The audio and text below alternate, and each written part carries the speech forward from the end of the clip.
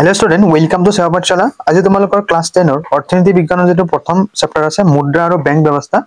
এই চেপ্টাৰটো যিমানখিনি ভিতৰৰ কোৱেশ্চন ইয়াৰ উপৰি যিমানখিনি অনুকূল কোৱেশ্চন আছে ইয়াৰ উপৰি তোমালোকক পাৰ্টটো বুজাম ভালকে। তোমালোকে পাৰ্টটো বুজি তাৰ পিছত মই যিমানখিনি অনুকূলনি কোৱেশ্চন আনসাৰ ইয়াৰ উপৰি এমসিকিউ আছে মই ধুনীয়াকৈ তোমালোকৰ কাৰণে লিখি আনিছো বহিত।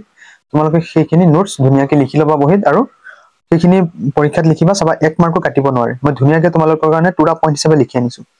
So মুদ্ৰা আৰু বেংক ব্যৱস্থাত এই চেপ্টাৰটোত আমি মেইনলি পঢ়িম যে মুদ্ৰা অৰ্থাৎ মুদ্ৰা কি বা মুদ্ৰাৰ আদান প্ৰদানৰ উপৰিও আন কি ব্যৱস্থা আছে যাৰ দ্বাৰা আমি কি কৰিব পাৰো পাৰ্থিৱ যিখিনি আমি বস্তু দৈনন্দিন জীৱনত ব্যৱহাৰ কৰো সেইখিনি আমি কেনেদৰে ক্ৰয় কৰিব পাৰো সেইটো পঢ়িম।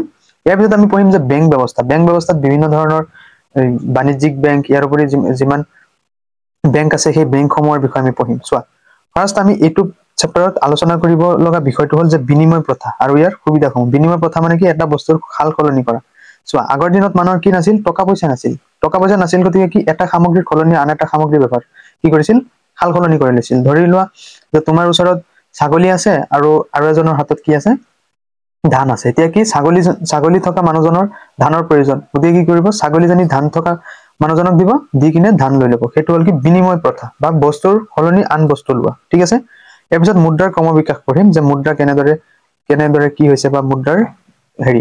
ইয়াৰ পিছত পঢ়িম মুদ্ৰাৰ ধাৰণা বৈশিষ্ট্য কাৰ্যাৱলী শ্ৰেণী বিভাজন এইখিনি পঢ়িম। মেইন তোমালোকৰ ইম্পৰ্টেন্ট হ'ল বেংক ব্যৱস্থা। বেংকৰ বিভিন্ন শাখাসমূহ আমি এইটো চেপ্টাৰত পঢ়িম। বিনিময় প্ৰথাটো মই বুজাইছো যে সামগ্ৰীৰ বিপৰীতে সামগ্ৰীৰ প্ৰত্যক্ষ বিনিময় হ'ল বিনিময় প্ৰথা। এইখিনি জানিলেই হ'ল। ইয়াৰ পিছত চোৱা ওকে এতিয়া বিনিময় প্ৰথাৰ অসুবিধাসমূহ চোৱা। বিনিময় প্ৰথা হৈ গ'ল ধৰি লোৱা মই ধৰি লৈছো যে মানুহ এজনে কি কৰিছে এই ধানৰ অভাৱ হৈছে ছাগলী থকা মানুহজনে কি কৰিছে ধান থকা মানুহজনৰ পৰা ছাগলী দি ধান লৈ লৈছে কিন্তু মানুহজনৰ ধৰি লোৱা যে ধানৰ প্ৰয়োজন নাই। সেই অৱস্থাত কি কৰিব গতিকে সেইটো হ'ল কি বিনিময় প্ৰথাৰ অসুবিধাসমূহ যে সংগতিবিহীন অভাৱ। বুজি পাইছা মই এইমাত্ৰ যিটো কৈছো সেইটো। তাৰপিছত হিচাপ নিকাচৰ উমৈহতীয়া এককৰ অভাৱ। দুয়োটাতে এইটো কি নাই যে বিনিময় প্ৰথাত কি নাই উমৈহতীয়া এককৰ অভাৱ। বুজি পাইছা নাই বস্তু সামগ্ৰী ধৰা সাল সলনি কৰি লৈছে। এতিয়া ধৰি লোৱা মই কৈছো ছাগলী থকা মানুহজনে কি কৰিছে ধান লৈছে। বুজি পাইছা নাই গতিকে ছাগলী আৰু ধানৰ কোনো হেৰি নাই একক নাই নিৰ্দিষ্ট একক। বুজি পাইছা নাই বস্তুটো ছাগলীৰ এক্সট্ৰা দাম আনহাতে কি ধানৰ এক্সট্ৰা দাম। বুজি পাইছা। তাৰপিছত বিভাজনীয়তাৰ অভাৱ অসুবিধা মানে কি ভাগ বিতৰণ কৰিব নোৱাৰে। এইখিনি তোমালোকে শিকি ল'বা। ইয়াৰ পিছত মূল্যৰ ভাণ্ডাৰৰ অভাৱ হ'ল এইখিনি হ'ল বিনিময় প্ৰথাৰ অসুবিধাসমূহ। ইয়াৰ পিছত আমি পঢ়িম যে মুদ্ৰাৰ ক্ৰমবিকাশৰ সংক্ষিপ্ত বিৱৰণী। মুঠতে মুদ্ৰাৰ ক্ৰমবিকাশৰ কেইটা পৰ্যায় আছে 5টা। এইখিনি জানি ল'বা যে বিনিময় প্ৰথা জন্তুমান অমুদ্ৰিত ধাতুমান ধাতু মুদ্ৰা আৰু কাগজী মুদ্ৰা। এইখিনি জানিলে হ'ব আৰু বাকীখিনি নালাগে। ইয়াৰ পিছত আমি পঢ়িম যে মুদ্ৰা কি বা টকা পইচা। সেইখিনি কৈছে যে সামগ্ৰীৰ মূল্যৰ মাপকাঠি আৰু মূল্যৰ ভাণ্ডাৰ হিচাপে কাৰ্য সম্পাদনা কৰা যিকোনো সামগ্ৰী হ'ল কি মুদ্ৰা। এই বস্তুটো তোমালোকে ইম্পৰ্টেন্ট লিখি ল'বা। ইয়াৰ পিছত মুদ্ৰাৰ বৈশিষ্ট্যসমূহ তোমালোকে জানিব লাগিব যে মুদ্ৰাৰ সাধাৰণ গ্ৰহণযোগ্যতা থাকিব লাগিব। ঠিক আছে সকলোৱে চিনিব পৰাকে হ'ল মুদ্ৰাৰ চিনাক্তকৰণ সহজ হ'ব লাগিব। মুদ্ৰা সহজে নষ্ট হৈ যোৱা সামগ্ৰী হ'ব নোৱাৰে বা আৰু মুদ্ৰা সমজাতীয় বা সম্পূৰ্ণ সাদৃশ্যদৃষ্ট হ'ব লাগিব। এই বস্তুখিনি তোমালোকে জানি ল'বা। ঠিক আছে। ইয়াৰ পিছত মুদ্ৰাৰ তাৰল্য। যিকোনো মুদ্ৰা সমমূল্যৰ সা সামগ্ৰীলৈ তৎক্ষণাৎ বা প্ৰত্যক্ষভাৱে ৰূপান্তৰিত হ'লে কি মুদ্ৰাৰ তাৰল্য গুণ আছে বুলি কোৱা হয়। এইটো জানি ল'বা। ঠিক আছে। ইয়াৰ পিছত আমি পঢ়িম চোৱা আৰু এটা হৈছে যে মুদ্ৰা হস্তান্তৰ যোগ্য হ'ব লাগিব। এজনৰ পৰা আনজনলৈ কি কৰিব লাগিব হস্তান্তৰ যোগ্য। হাতে হাত কি কৰা তোমাৰ এক্সচেঞ্জ কৰি লোৱা। ইয়াৰ পিছত মুদ্ৰা বিভাজনীয়। তাৰপিছত মুদ্ৰাৰ মূল্যৰ স্থিৰতা থাকিব লাগিব। এইখিনি জানিব লাগিব। এতিয়া আমি পঢ়িম যে মুদ্ৰাৰ কাৰ্যাৱলী। চোৱা মুদ্ৰা হৈছে বিনিময়ৰ মাধ্যম। মুদ্ৰাৰ সহায়ত আমি কি কৰিব পাৰো এটা বস্তুৰ সাল সলনি কৰি আন এটা বস্তু কিনিব পাৰো। ছেকেণ্ড হৈছে মুদ্ৰাৰ সা সামগ্ৰীৰ মূল্যৰ মাপকাঠি হিচাপে কাৰ্য সম্পাদন কৰে। বুজি পাইছা যেনে ধান ধৰি লোৱা যে 700 টকা মোন সেইটো কি মুদ্ৰাৰ সামগ্ৰীটোৰ কি কৰিছে মাপকাঠি সম্পাদন কৰিছে যে 1 মোন ধান ল'লে 700 টকা এইটো। বুজি পাইছা। ইয়াৰ পিছত আমি পঢ়িম যে মুদ্ৰাই স্থগিত দেনা পাওনাৰ মানদণ্ড হিচাপে কাৰ্য সম্পাদন কৰে। এইখিনি তোমালোকে জানি ল'বা। এতিয়া মুদ্ৰাৰ দুটা প্ৰধান কাৰ্য হ'ল মুদ্ৰাৰ প্ৰথম দুটা কাৰ্যক মুখ্য আৰু বাকী দুটা কাৰ্যক গৌণ কাৰ্য বুলি কোৱা হয়। তাৰপিছত মুদ্ৰাৰ শ্ৰেণী বিভাজন। মুদ্ৰাৰ বহল অৰ্থত মুদ্ৰা দুই প্ৰকাৰৰ হিচাপ নিকাচৰ মুদ্ৰা আৰু প্ৰকৃত মুদ্ৰা। এই দুটা বস্তু জানি ল'বা হ'ব। ইয়াৰ পিছত চোৱা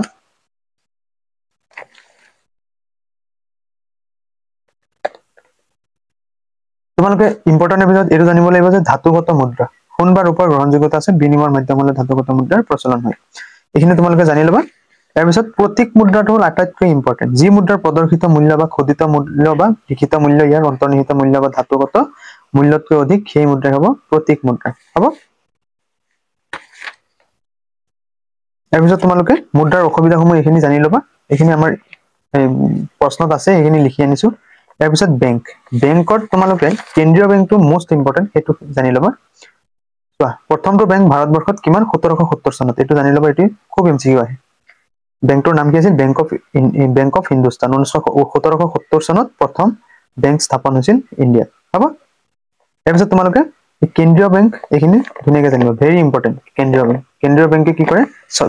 কাগজী মুদ্ৰা ছপা কৰে হ'ব। এইখিনি তোমালোকে মই প্ৰশ্নত লিখি দিছো, এইখিনি তোমালোকৰ একো টেনচনৰ দৰকাৰ নাই। আৰু বাকী যিমানখিনি হেৰি আছে গোটেইখিনি আছেই, গতিকে মই তোমালোকক দেখুৱাই দিম, ঠিক আছে।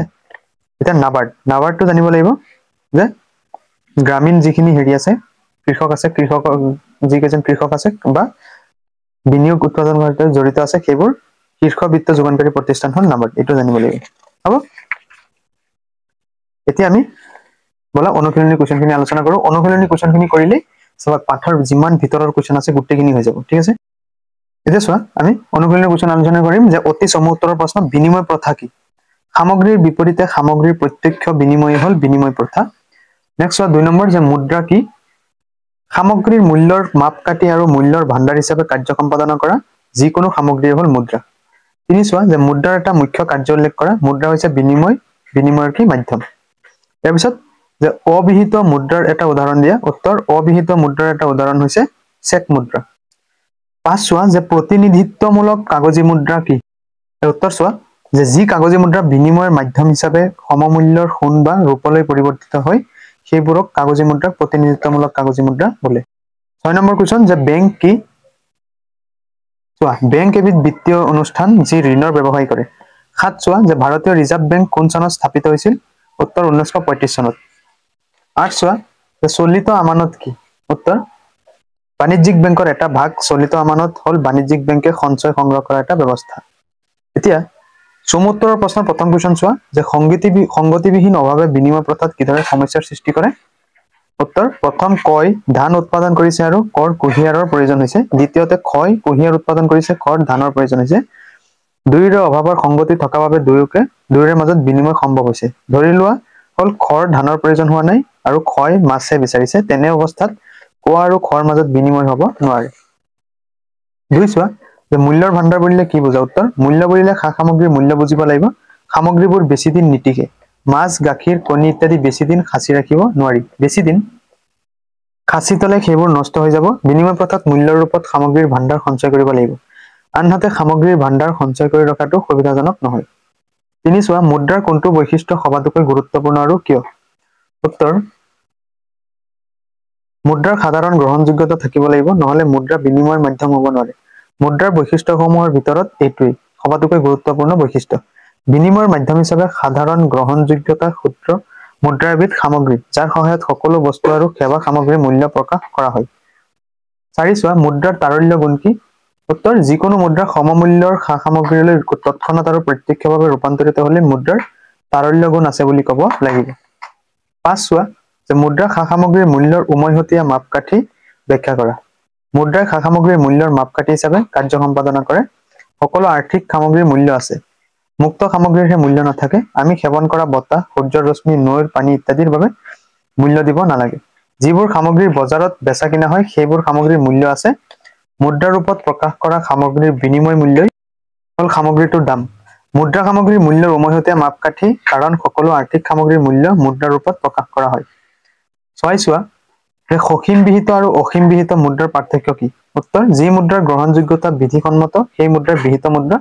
যি বিহিত মুদ্ৰাৰ সহায়ত সীমিত মূল্যৰ লেনদেনহে সম্পন্ন কৰিব পাৰি সেই মুদ্ৰা সসীম বিহিত মুদ্ৰা হ'ব। এই মুদ্ৰা নাথাকিলে কিছুমান লেনদেনৰ ক্ষেত্ৰত আহুকালে কি দেখা দিব? অধিক মূল্যৰ মুদ্ৰা হ'ব অসীম বিহিত মুদ্ৰা। এই ক্ষেত্ৰত অসীম বিহিত মুদ্ৰা হ'ব পাৰে। 7 চোৱা, যে আঞ্চলিক গ্ৰাম্য বেংকে কি কাৰ্য সম্পাদন কৰে? 1 যে বেপাৰী মহাজনসকলৰ পৰা অত্যাধিক সুদ দি ঋণ লোৱা গাঁওবাসীলৈ অতি কম সুদৰ হাৰত ঋণ প্ৰদান কৰি দুখীয়া গাঁওবাসীক সকাহ দিয়ে আৰু গ্ৰাম্য সঞ্চয় সংগ্ৰহ কৰি বিভিন্ন উৎপাদনমূলক কাৰ্যত সেই সঞ্চয় ব্যয় কৰে। ভাৰতবৰ্ষত বৰ্তমান 2014 চনলৈকে কি 57টা আঞ্চলিক গ্ৰাম্য বেংক কাৰ্যকৰী হৈ আছে। 8 চোৱা যে অনা বেংক প্ৰতিষ্ঠানসমূহ বেংকতকৈ কি অৰ্থত বেলেগ। উত্তৰ বেংকৰ দৰে অনা বেংক বিত্তীয় প্ৰতিষ্ঠানসমূহেও সঞ্চয়কাৰীৰ পৰা সঞ্চয় বা আমানত সংগ্ৰহ কৰে আৰু সেই সঞ্চয় বিভিন্নজনলৈ ঋণ হিচাপে আগবঢ়ায়। কিন্তু বেংকৰ ক্ষেত্ৰত যিদৰে চেকৰ জৰিয়তে সঞ্চয়কাৰীয়ে নিজৰ জমা ধন উলিয়াই আনিব পাৰে, অনা বেংক প্ৰতিষ্ঠানসমূহে চেকৰ যোগান নধৰে আৰু সেয়ে চেকৰ জৰিয়তে এনেবোৰ প্ৰতিষ্ঠানৰ পৰা সঞ্চয়কাৰীয়ে নিজৰ জমা ধন উলিয়াই অনাৰ সুযোগ লাভ নকৰে। তদুপৰি বেংকৰ ক্ষেত্ৰত জমাকাৰীৰ সঞ্চয় বীমা আঁচনি থাকে, কিন্তু অনা বেংক প্ৰতিষ্ঠানসমূহত এনে বীমাকৰণৰ ব্যৱস্থা নাথাকে। এতিয়া দীঘল উত্তৰৰ প্ৰশ্নৰ চোৱা। এক দিছে বিনিময় প্ৰথাৰ 4টা অসুবিধা ব্যাখ্যা কৰা। বিনিময় প্ৰথাৰ 4টা অসুবিধা তলত উল্লেখ কৰা হল। এক যে সংগতিবিহীন অভাৱ। প্ৰথম কয় ধান উৎপাদন কৰিছে আৰু কৰ কুঁহিয়াৰৰ প্ৰয়োজন হৈছে। দ্বিতীয়তে ক্ষয় কুঁহিয়াৰ উৎপাদন কৰিছে আৰু খৰ ধানৰ প্ৰয়োজন হৈছে। দুয়োৰে অভাৱৰ সংগতি থকা বাবে দুয়োৰে মাজত কি বিনিময় সম্ভৱ হৈছে। ধৰি লোৱা হল খৰ ধানৰ প্ৰয়োজন হোৱা নাই, ক্ষয় মাছহে বিচাৰিছে, তেনে অৱস্থাত ক আৰু খৰ মাজত বিনিময় হ'ব নোৱাৰে। ছেকেণ্ড চোৱা যে হিচাপ নিকাচৰ উমৈহতীয়া এককৰ অভাৱ। বিনিময়ৰ যোগ্য সামগ্ৰীৰ সংখ্যা বহুত, প্ৰতিটো সামগ্ৰীৰ মূল্য আন সামগ্ৰীৰ মাধ্যমেৰে প্ৰকাশ কৰিব লাগিব। বজাৰত যিমান সামগ্ৰী আছে সিমান সামগ্ৰীৰ বিপৰীতে বিনিময় হাৰ থাকিব লাগিব। বজাৰলৈ ওলাই যাওঁতে এগৰাকী ব্যক্তি ইমানবোৰ বিনিময় হাৰ মনত ৰাখি যাব লাগিব। এইটো অসম্ভৱ কথা হ'ব। মুদ্ৰা ব্যৱস্থাত মুদ্ৰা হল উমৈহতীয়া একক। 3 চোৱা যে বিভাজনীয়তাৰ অসুবিধা। মুদ্ৰা বিভাজনীয়। অধিক মুদ্ৰাৰ লেনদেনৰ বাবে যিদৰে মুদ্ৰা আছে, একেবাৰে কম মূল্যৰ লেনদেনৰ বাবেও সেইদৰে মুদ্ৰা আছে। 1000 টকাৰ কাগজী নোটখন 500, 100, 50, 20, 10 আৰু 5 টকাৰ নোটলৈ আৰু 5 টকীয়া নোটখন 2 টকা, 1 টকা আৰু 50 পইচালৈ খুচুৰা কৰি কি কৰিব পাৰি, ল'ব পাৰি। 50 পইচাৰ লেনদেনেই হওক বা 1 কোটি টকাৰ লেনদেনেই হওক, মুদ্ৰা ব্যৱস্থাত অবিভাজনীয়তাই সমস্যাৰ সৃষ্টি কৰিব নোৱাৰে। 4 চোৱা যে মুদ্ৰা ভাণ্ডাৰৰ অভাৱ। মূল্য বুলিলে সা সামগ্ৰীৰ মূল্য বুজিব লাগিব। সামগ্ৰীবোৰ বেছিদিন নিটিকে। মাছ, গাখীৰ, কণী ইত্যাদি বেছিদিন সাঁচি ৰাখিব নোৱাৰি। বেছিদিন সাঁচি থলে সেইবোৰ নষ্ট হৈ যাব। বিনিময় প্ৰথাত মূল্যৰ ৰূপত সামগ্ৰীৰ ভাণ্ডাৰ সঞ্চয় কৰিব লাগিব, আনহাতে সামগ্ৰীৰ ভাণ্ডাৰ সঞ্চয় কৰি ৰখাটো সুবিধাজনক নহয়। 2 চোৱা মুদ্ৰাৰ যিকোনো 4টা প্ৰধান বৈশিষ্ট্য ব্যাখ্যা কৰা। মুদ্ৰাৰ 4টা বৈশিষ্ট্য তলত উল্লেখ কৰা হল। মুদ্ৰাৰ সাধাৰণ গ্ৰহণযোগ্যতা থাকিব লাগিব, নহলে মুদ্ৰাৰ বিনিময়ৰ কি হ'ব নোৱাৰে, মাধ্যম হ'ব নোৱাৰে। মুদ্ৰাৰ বৈশিষ্ট্যসমূহৰ ভিতৰত এইটোৱেই সবাতোকৈ গুৰুত্বপূৰ্ণ বৈশিষ্ট্য। 2 চোৱা যে মুদ্ৰাৰ চিনাক্তকৰণ সহজ হ'ব লাগিব। আন সকলোবোৰ সামগ্ৰীতকৈ বেলেগ হ'ব লাগিব। মুদ্ৰাৰ চিনাক্তকৰণ সহজ নহলে সামগ্ৰী বেচা কিনাৰ সময়ত জটিলতাই দেখা দিব। 3 যে মুদ্ৰা সহজে নষ্ট হৈ যোৱা সামগ্ৰী হ'ব নোৱাৰে। মাছ, কণী, গাখীৰ ইত্যাদিৰ কোনোটোৱেই মুদ্ৰা হ'ব নোৱাৰে, কাৰণ এইবোৰ সামগ্ৰী বেছিদিন নিটিকে। মুদ্ৰা সঞ্চয়ৰ ভাণ্ডাৰ হ'ব লাগিব। মুদ্ৰা বেছি দিনলৈ টিকিব লাগিব। 4 যে মুদ্ৰাৰ তাৰল্য গুণ থাকিব লাগিব। যিকোনো মুদ্ৰা সমমূল্যৰ সা সামগ্ৰীলৈ তৎক্ষণাত আৰু প্ৰত্যক্ষভাৱে ৰূপান্তৰিত হলেই মুদ্ৰাৰ তাৰল্য গুণ আছে বুলি ক'ব লাগিব। 3 নম্বৰ কুৱেশ্যন চোৱা যে মুদ্ৰাই সম্পাদন কৰা 4টা প্ৰধান কাৰ্য ব্যাখ্যা কৰা। উত্তৰ মুদ্ৰা হৈছে বিনিময়ৰ মাধ্যম। বিনিময় প্ৰথাত সামগ্ৰীৰ বিপৰীতে সামগ্ৰীৰ প্ৰত্যক্ষ বিনিময় হৈছিল। মুদ্ৰা ব্যৱস্থাত সামগ্ৰীৰ পৰিৱৰ্তে সামগ্ৰীৰ পৰোক্ষ বিনিময় হয়। যি মুদ্ৰাই বিনিময়ৰ মাধ্যম হিচাপে কাৰ্য সম্পাদনা কৰিব নোৱাৰে, সি মুদ্ৰা হ'ব নোৱাৰে। ছেকেণ্ড চোৱা যে মুদ্ৰাই সা সামগ্ৰীৰ মূল্যৰ মাপকাঠি হিচাপে কাৰ্য সম্পাদনা কৰে। সকলো আৰ্থিক সামগ্ৰীৰ মূল্য আছে, মুক্ত সামগ্ৰীৰহে মূল্য নাথাকে। আমি সেৱন কৰা বতাহ, সূৰ্যৰ ৰশ্মি, নৈৰ পানী ইত্যাদিৰ বাবে মূল্য দিব নালাগে। যিবোৰ সামগ্ৰী বজাৰত বেচা কিনা হয় সেইবোৰ সামগ্ৰীৰ কি আছে, মূল্য আছে। 3 চোৱা যে মুদ্ৰাই স্থগিত দেনা পাওনাৰ মানদণ্ড হিচাপে কাৰ্য সম্পাদনা কৰে। কিছুমান সামগ্ৰী আৰু পৰিসম্পদ বেচা কিনাৰ সময়ত দামটো লগে লগে পৰিশোধ কৰা নহয়। ঋণৰ ক্ষেত্ৰতো ঋণ লওঁতাই ঋণদাতাক ঋণ পৰিশোধ কৰোঁতে সময় লয়। 4 নম্বৰ পইণ্ট চোৱা যে মুদ্ৰাই মূল্যৰ ভাণ্ডাৰ হিচাপে কাৰ্য সম্পাদনা কৰিব লাগে। সামগ্ৰী সঞ্চয় কৰি ৰাখিব নোৱাৰি, সামগ্ৰীবোৰ সোনকালে নষ্ট হৈ যায়। বিনিময় প্ৰথাত সেয়ে সঞ্চয়ৰ ভাণ্ডাৰ নাছিল। মুদ্ৰা ব্যৱস্থাত মুদ্ৰা সঞ্চয় কৰি ৰাখিব পাৰি আৰু সঞ্চিত মুদ্ৰা প্ৰয়োজন অনুসৰি সামগ্ৰী ক্ৰয় কৰোঁতে ব্যৱহাৰ কৰিব পাৰি। 4 নম্বৰ কুৱেশ্যন চোৱা যে চেক এখন মুদ্ৰা নে? তোমাৰ উত্তৰৰ সাপেক্ষে যুক্তি দৰ্শোৱা। উত্তৰ প্ৰকৃততে চেক এখন মুদ্ৰা নহয়, কাৰণ চেক এখন গ্ৰহণ কৰা নকৰাটো লওঁতাজনৰ ওপৰতহে নিৰ্ভৰ কৰে, অৰ্থাৎ চেক একোখনৰ সাধাৰণ গ্ৰহণযোগ্যতা নাথাকে। বৰ্তমান যুগত বিভিন্ন লেনদেনৰ ক্ষেত্ৰত চেকৰ বহুল ব্যৱহাৰ দেখা যায়, কিন্তু তথাপিও চেক মুদ্ৰা প্ৰকৃত মুদ্ৰা নহয়। উদাহৰণস্বৰূপে আমি বজাৰত 200 টকাৰ কোনো বস্তু ক্ৰয় কৰি আমি দোকানীজনক 200 টকাৰ চেক এখন লিখি দিলে দোকানী সেয়া গ্ৰহণ কৰিবও নোৱাৰে। যদিহে নকৰে দোকানীজনক আমি কাঠগড়ালৈ নিব নোৱাৰিম, কাৰণ চেকখন বিহিত মুদ্ৰা নহয়, ইয়াক ধনাদেশ বা নিকট মুদ্ৰা বুলি কোৱা হয়। 5 চোৱা যে মুদ্ৰাই সৃষ্টি কৰিব পৰা 4টা প্ৰধান অসুবিধা ব্যাখ্যা কৰা। উত্তৰ মুদ্ৰাই সৃষ্টি কৰিব পৰা 4টা প্ৰধান অসুবিধা তলত ব্যাখ্যা কৰা হল। যে মুদ্ৰাৰ মূল্যৰ স্থিৰতা নাথাকিলে কেতবোৰ জটিল সমস্যাৰ সৃষ্টি হয়। মুদ্ৰাৰ মূল্য অবিৰামভাৱে হ্ৰাস হ'লে ৰাইজৰ অসুবিধা হয়, কাৰণ একেখিনি সামগ্ৰী কিনিবলৈ ক্ৰমাৎ অধিক ব্যয় কৰিবলগীয়া হয়।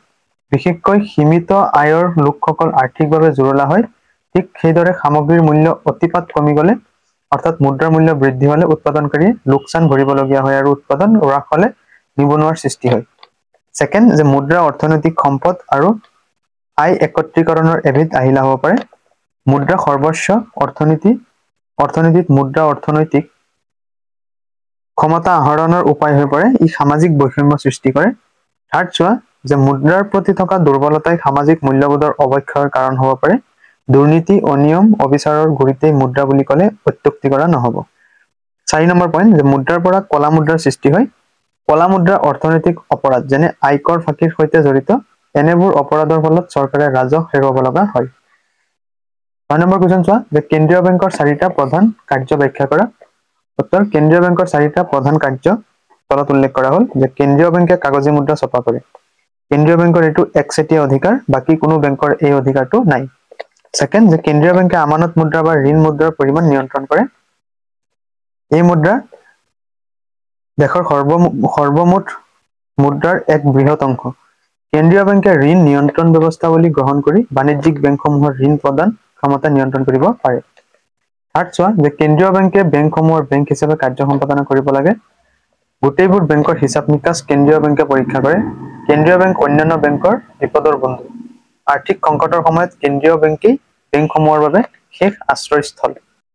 4 নম্বৰ পইণ্ট, যে কেন্দ্ৰীয় বেংকৰ অন্যান্য কাৰ্যাৱলীৰ ভিতৰত আছে সময়ে সময়ে দেশৰ আৰ্থিক পৰিস্থিতিৰ খতিয়ান দাঙি ধৰা, সমবায় বেংক আৰু অন্যান্য বিত্তীয় অনুষ্ঠানসমূহলৈ ঋণৰ যোগান ধৰা, ছাত্ৰ ছাত্ৰীসকললৈ ঋণৰ যোগান ধৰা, কল্যাণমূলক আঁচনিৰ বাবে বৰঙণি আগবঢ়োৱা ইত্যাদি।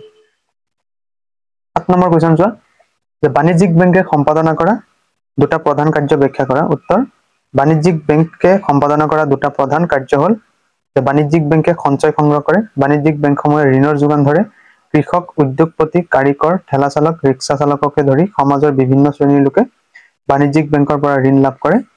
আৰু থাৰ্ড, যে বাণিজ্যিক বেংকসমূহে ঋণ মুদ্ৰা সৃষ্টি কৰে। প্ৰাথমিক বা নিষ্ক্ৰিয় আমানতৰ ভিত্তিত বেংকসমূহে উদ্ভূত বা সক্ৰিয় আমানত সৃষ্টি কৰে। সঞ্চয়কাৰীয়ে বেংকত যি পৰিমাণ সঞ্চয় জমা থয় সেই পৰিমাণটোৱেই হ'ল প্ৰাথমিক বা নিষ্ক্ৰিয় আমানত।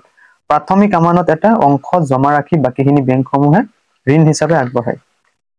এতিয়া 8 নম্বৰ কুৱেশ্যন চোৱা, আমাক কি দিছে, যে তলত উল্লেখ কৰা প্ৰতিষ্ঠানসমূহে কি কাৰ্য সম্পাদন কৰে চমুকৈ ব্যাখ্যা কৰা। প্ৰথম, IDBI। ইয়াৰ মূল কাৰ্যসমূহ হ'ল যে ঔদ্যোগিক প্ৰতিষ্ঠানসমূহলৈ বিত্তীয় সাহায্য প্ৰদান কৰা। অৰ্থনৈতিকভাৱে পিছপৰা অঞ্চলসমূহৰ উদ্যোগলৈ ৰেহাই সুদৰ হাৰত এই বেংকে ঋণ আগবঢ়ায়। থাৰ্ড, যে বেংকটোৱে প্ৰশিক্ষণৰ জৰিয়তে উদ্যোগবিহীন জিলাসমূহত ঔদ্যোগিক উদ্যম বৃদ্ধিৰ বাবে আগভাগ লয়। আৰু ফ'ৰ্থ, যে ঔদ্যোগিক উন্নয়নৰ সৈতে জড়িত প্ৰতিষ্ঠানসমূহৰ প্ৰসাৰতা বৃদ্ধিত সহায় কৰা। এই বেংকটোৱে উদ্যোগসমূহলৈ ঋণ আদিৰ ৰূপত প্ৰত্যক্ষভাৱে আৰ্থিক সাহায্য আগবঢ়ায়। বেংকটোৱে পৰোক্ষভাৱেও উদ্যোগসমূহলৈ সাহায্য আগবঢ়ায়। 8 খ চোৱা, যে আঞ্চলিক গ্ৰাম্য বেংক।